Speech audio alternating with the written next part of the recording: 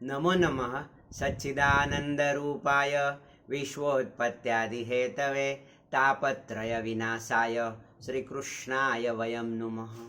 भगवान श्री रमण महर्षि उपदेश सार नाम के ग्रंथ में हमको आध्यात्मिक मार्गदर्शन देते हैं और हम लोग उपदेश सार का श्रवण मनन चिंतन और विवरण सुन रहे हैं। तो आज हम एक श्लोक आगे लेते हैं, मैं पढ़ता हूँ, सुनिए। उपदेश सार। कर्तुराज्ञया प्राप्यते फलम कर्म किं परम कर्म तज्जडम् इदम हम पदा भिक्षमन्वहम् अहमिलीनके प्रलय सत्तया। भगवान रमण महर्षि ने श्लोक 1 से लेके 20 तक हमको आध्यात्मिक मार्गदर्शन दिया और मैंने आपको मेरी समझ के हिसाब से आपको कैसे आगे बढ़ना है वो बताया।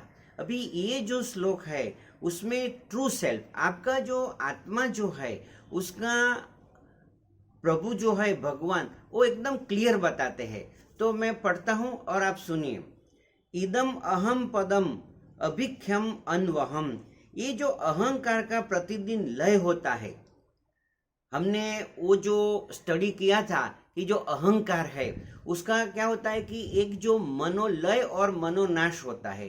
तो जब हम स्वप्न देखते हैं, सुषुप्ति में जाते हैं, तो जैसे हम जागृत स्वप्न और सुषुप्ति में चले जाते हैं तो मन का लय हो जाता है। फिर जैसे हम जागृत होते हैं तो मन वापस आ जाता है, मगर अहंकार का नाश हो जाता है तो फिर अहंकार वापस नहीं आता है।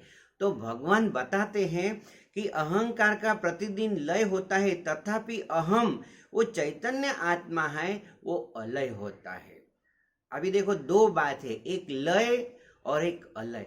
तो आप में एक भीतर, जैसे आप कभी आपने ऐसे सोचा है कि मैं कौन हूं?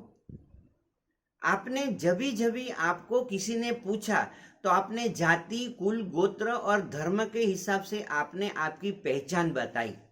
जैसे किसी ने आपको पूछा तो आपने बोला कि मैं पुरुष हूँ, मैं स्त्री हूँ। फिर आपने जो आपका कर्म क्षेत्र है, मैं शिक्षक हूँ, फिर मैं इंजीनियर हूँ, मैं डॉक्टर हूँ, ऐसे आपने आपका जो स्वरूप था उसको प्रतिपादन किया। तो ये जो स्वरूप है वो आपने देह के बारे में प्रतिपादन किया। तो आध्यात्मिक जो साधना है उसमें देह से परे जो आप है वो आप अलय है। जब भगवान अलय बोलते हैं तो आपको आपका जो स्वरूप कैसा है, तो आपने बहुत बार सुना है, संतों से सुना है, अभ्यास भी आपने किया है।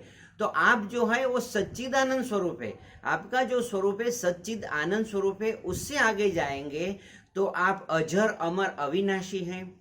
यदि और आप सूक्ष्म से सोचेंगे तो आप निरंजन निराकार और निरामय है। तो आपका जो स्वरूप है वो अलय है। आप शुद्ध है, आप बुद्ध है, आप मुक्त है, आप पूर्ण है, आप पवित्र है। ये आपका स्वरूप है।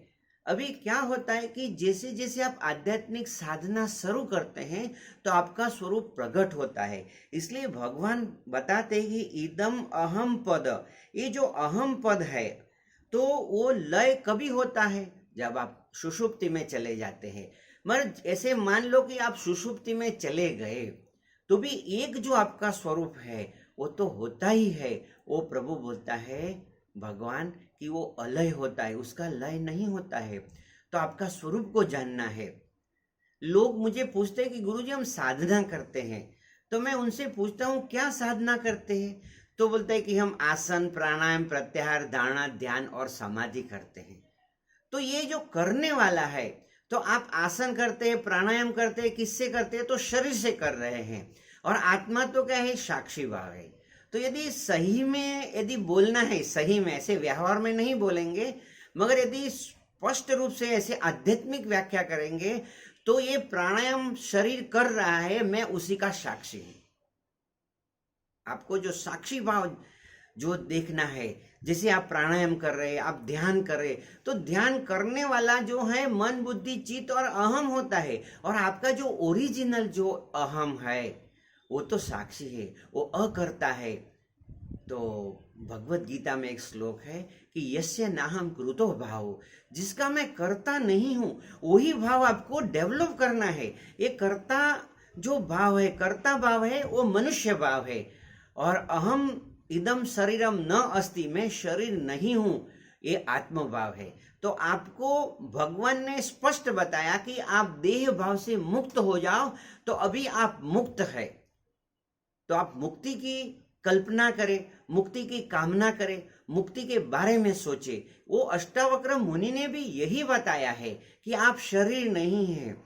और वेद का भी वाक्य जो है वो यही है, अहम इदम शरीरम नास्ति, अहम ब्रह्म अस्मि, अहम ब्रह्मास्मि। तो मैं प्रभु से प्रार्थना करता हूं कि आपके अंदर जो अलय आत्मा है, वो भगवान ने बताया कि अलय आत्मा है, अलय की जो सत्ता है वो आपको उसका बोध हो जाए और फिर आप ध्यान में मग्न हो जाए, आपकी आध्यात्मिक साधना आगे बढ़े। आपका शुभ हो, आपका कल्याण हो, आपका मंगल हो। May God bless you. आनंद में रहो, मौज में रहो, हर हाल में खुश रहो। Enjoy every moment of the life.